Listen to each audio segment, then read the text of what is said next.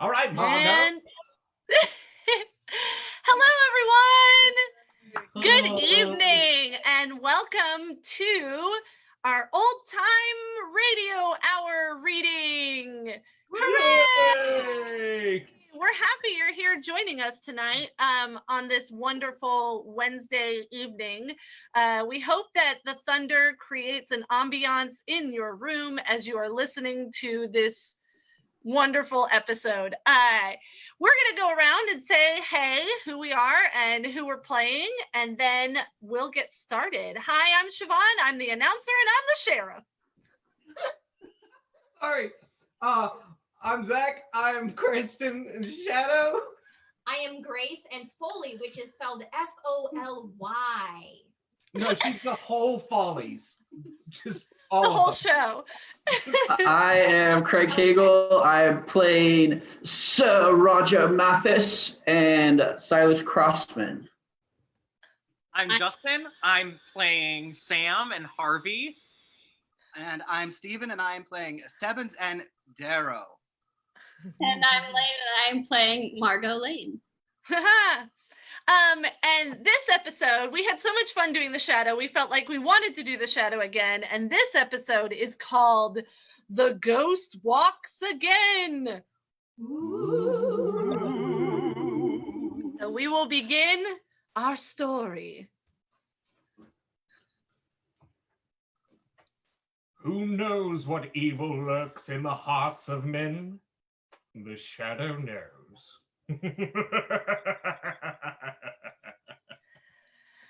Elm Stream and Blue Coal presents The Shadow, a man of mystery who strikes terror into the very souls of evildoers everywhere. Lamont Cranston, a man of wealth, a student of science, and a master of other people's minds, devotes his life to righting wrongs, solving crimes, and protecting the innocent and punishing the guilty. Using advanced methods that may ultimately become available to all law enforcement agencies, Cranston is known to the underworld as the Shadow, never seen, only heard, as haunting to superstitious minds as a ghost, as inevitable as a guilty conscience. With his friend and constant companion, the lovely Margot Lane, the Shadow meets up with the danger tonight when the ghost walks again.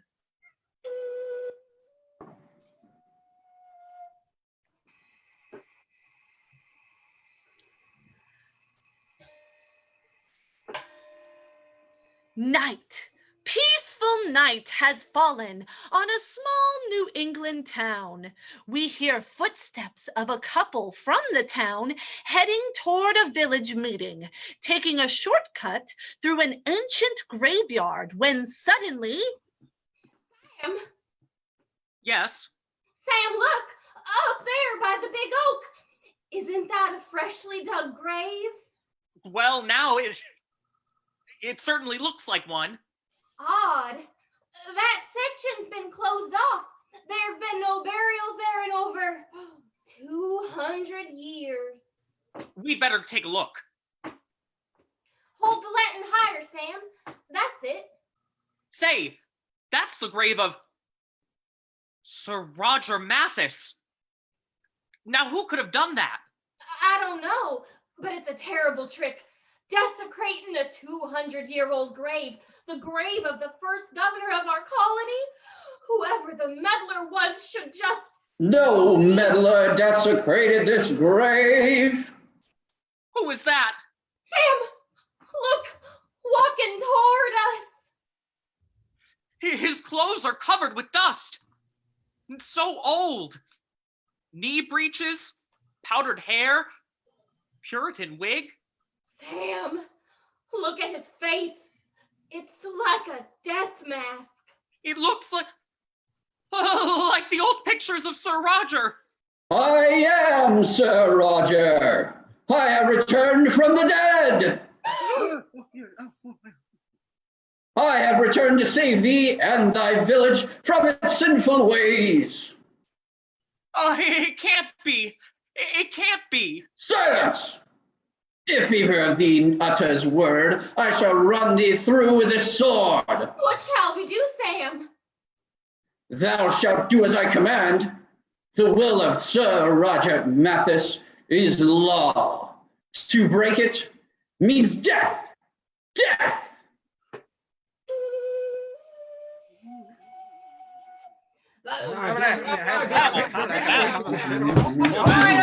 Quiet! Townspeople, gentlemen and ladies. The issue that brings us here tonight is this old meeting place. As you all know, it was erected in 1712 by the first governor of this colony, Sir Richard Mathis. And as you also know, nothing has been disturbed within these walls since that day.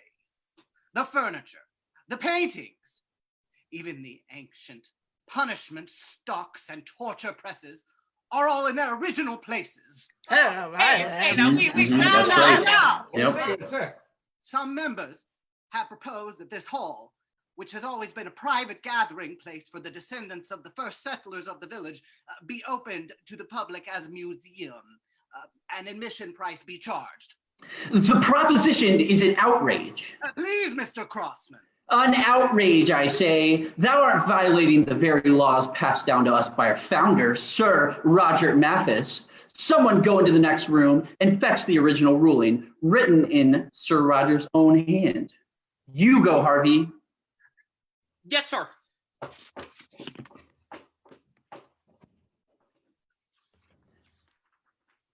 I shall read to thee his document, and ye shall see. Oh, no. No. What is it, Harvey? In the press. The ancient torture press. There are two bodies. Hubbub, hubbub, hubbub, hubbub, hubbub, hubbub, hubbub, hubbub. What? It's Sam and Grace Merrill. They've been crushed to death. And there's a note in Sam's hand. Looks like old parchment. What does it say? It's an ancient death warrant signed by Sir Roger Mathis.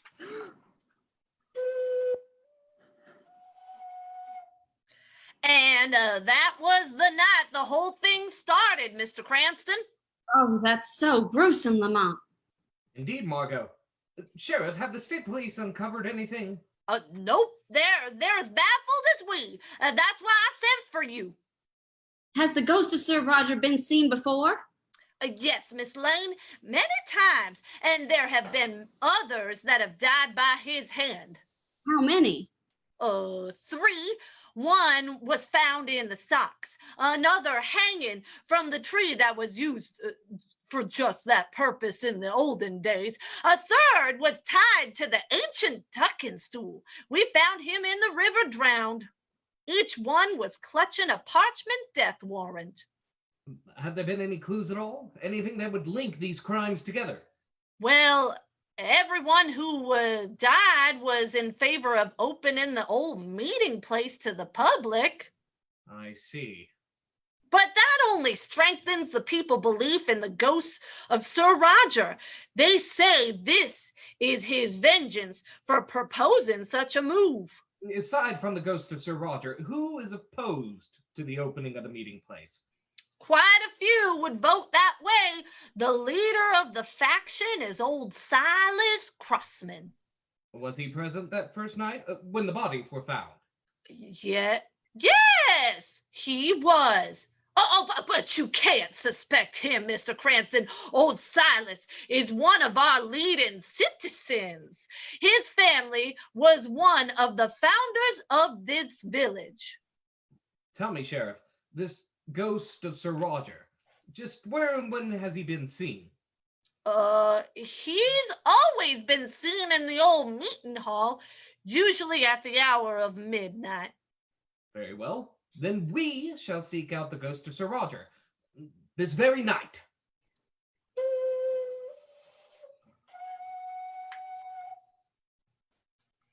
Lamont, I don't think this ghost will ever appear. The evening isn't over yet, Margot. Not frightened, are you? No, of course not. I mean, not very.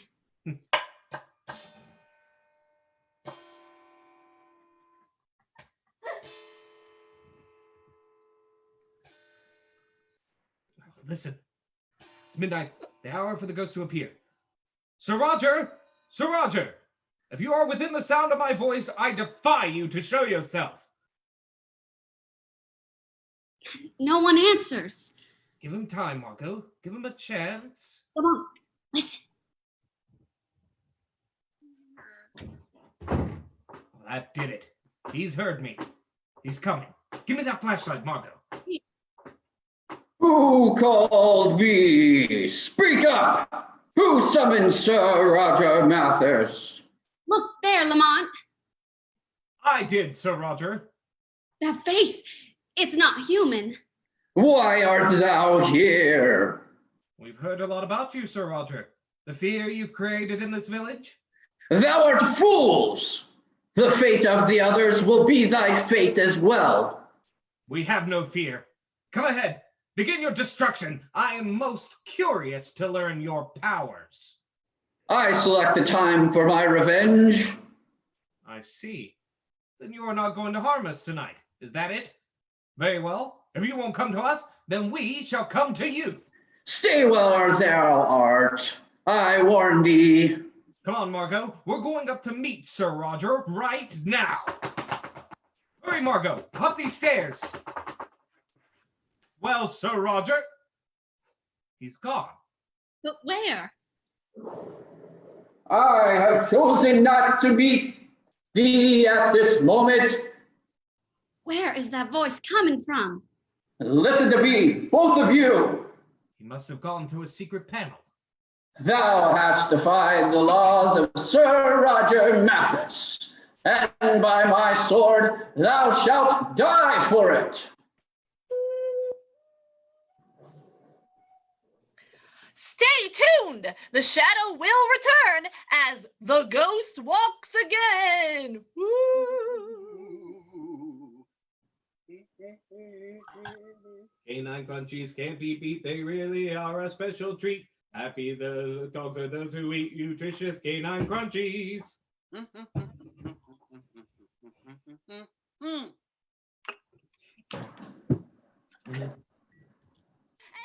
Now we return to the adventures of the Shadow. The next morning, Lamont Cranston and the lovely Margot Lane returned to the town meeting place and to try to discover the origin of their mysterious visitor of the previous night. Well, the hall certainly looks different in the daylight, hey, Margot? Sure does. Did you say anything to the sheriff about last night's encounter, Lamont? No, I thought it best not to mention it to anyone for the present. We do now know, though, that Sir Roger proved himself to be a very human ghost. Yes. But who is he? And what his motives might be remain to be discovered. And how he got away.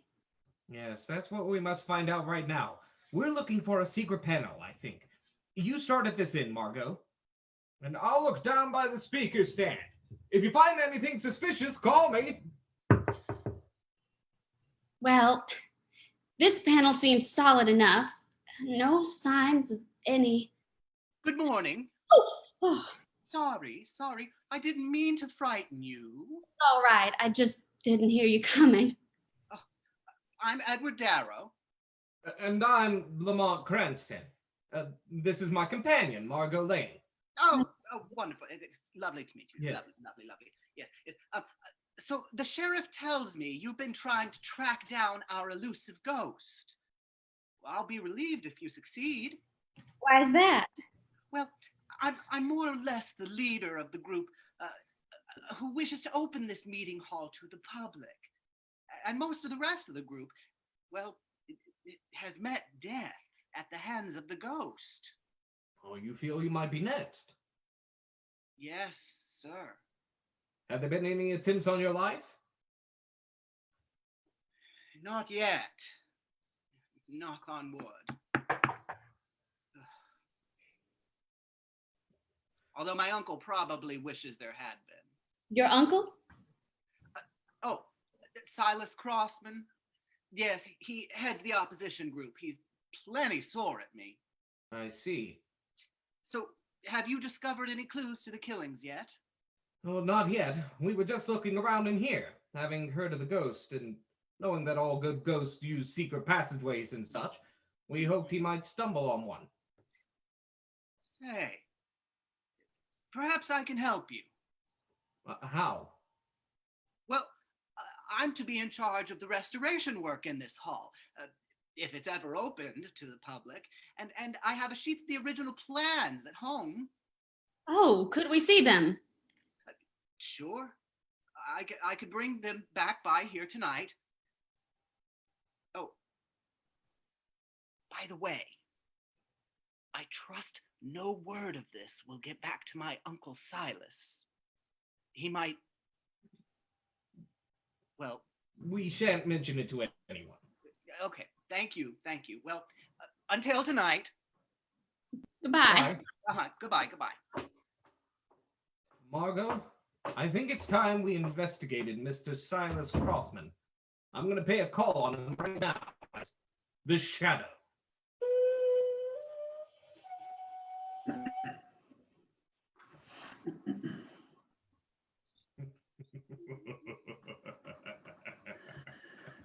What was that?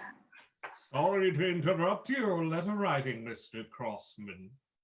Who are ye? Where does thy voice come from?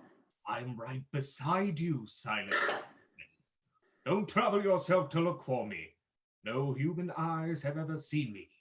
I am called the Shadow. What brings thee into my house? I'm in search of a ghost, Silas Crossman, the ghost of Sir Roger Mathis, and I believe you know all about him. I know nothing more than the others.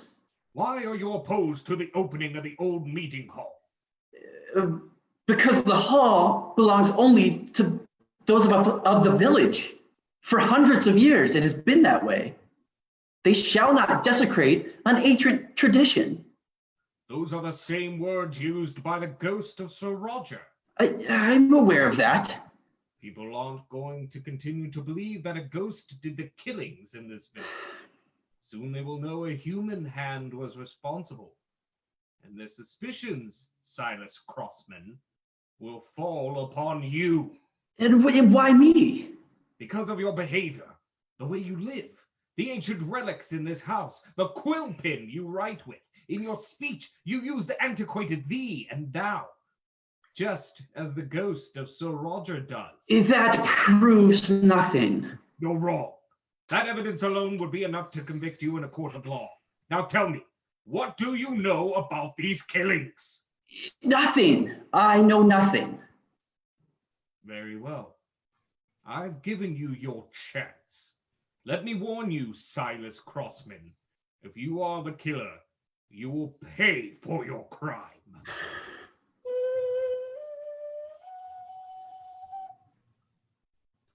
Lamont, do you think Mr. Darrow will keep his word? I believe so, Margot. Good. I shouldn't like to spend many more nights in this eerie old hall. Well, if everything works out as it's supposed to, we shouldn't have to. Listen. Could it be Sir Roger again? We'll soon find out. Hello there. I'm sorry I'm late. Oh, you, Mr. Darrow, you gave us quite a scare. Sorry. That seems to be a habit with me, doesn't it? Did you bring the plans? Yes, 2 sets. Here, take one. Thank you. I think we'd better go right to work. We can each start at one end of the wall, Mr. Darrow. Miss Lane, perhaps you could stay with me. You see, my eyesight is rather poor, and in this dim light, I'll go with you, Mr. Darrow. Oh, thank you. Here are the plans.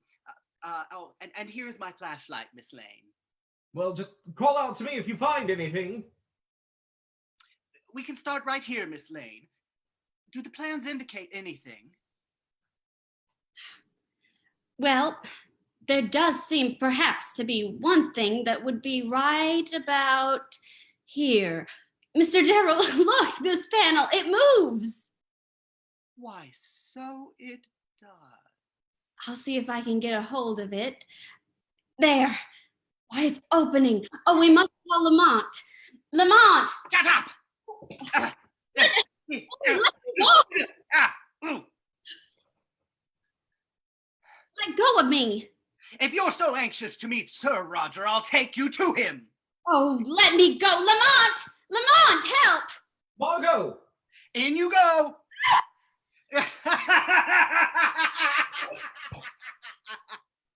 Where are we? Where have you taken me? A secret compartment beneath the meeting hall, known only to me. Let me out of here. Cry louder if you wish. No one will hear. These walls were made especially thick to muffle sound. They had a purpose in the building them that way in the olden days. What do you mean? This room was an ancient torture chamber. Look about you. See the press, the spike-studded pit. Excellent for entertaining, don't you think? Then it was you who'd been impersonating Sir Roger. Correct. Why did you bring me here? See the fire that I have started in this forge? See the white-hot branding iron I've placed in it? Why are you doing this? In the days of the Puritans, they had a very satisfactory method for dealing with meddlers. They branded them upon the forehead. No. No! Soon, young lady, you shall feel the searing agony of that branding iron biting into your flesh. You're mad. You won't feel the pain too long because I have another treat for you. The press. The torture press! Drop that iron, Mr. Darrow. Who was that? Release the girl. No. Oh! Let go of my arm. Let me finish my work! There. Your work is finished, Mr. Darrow. Who are you? I am the Shadow, and I'll put an end to your career of torture and murder. But why did you do it? Why did you kill those men? Because of my uncle, Silas Crossman. I hate him and all he stands for, but now I've had my revenge. He will be blamed. He will be held responsible for the murders. What makes you think that? Because none of us are leaving this building alive. Oh, look out! He's tipping over the fire in the forge! Don't do that, Darrow! It's done now, Shadow. Look, the flames are already licking up the walls. This old hall is a tinderbox, and it'll burn in no time.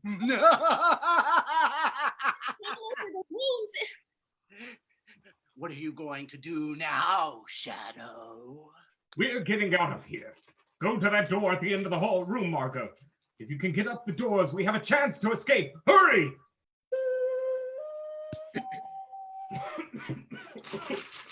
Oh. Hold on to my hand, Margot. The smoke! Lamont, I can't see! We got to keep going. We should be near the door. Lamont, the smoke! Margot! Oh. Margot, look, I'll carry you. We haven't far to go. Oh, we have to make it to the door. Wait, this is it. I found the door. Margot, we've made it.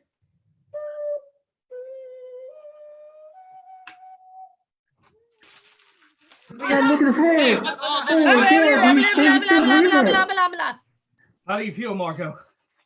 Better, thank you. Oh my! Anything Look like at that. it. we keep bringing some fire. Meeting hall. It's a mass of flames.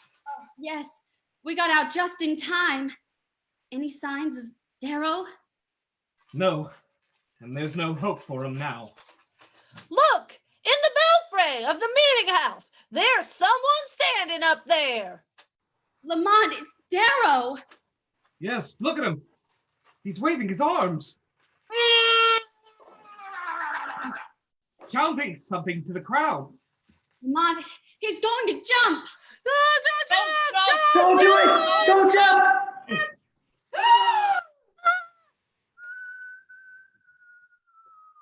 Splat. The weed of crime bears bitter fruit. Crime does not pay. The shadow knows.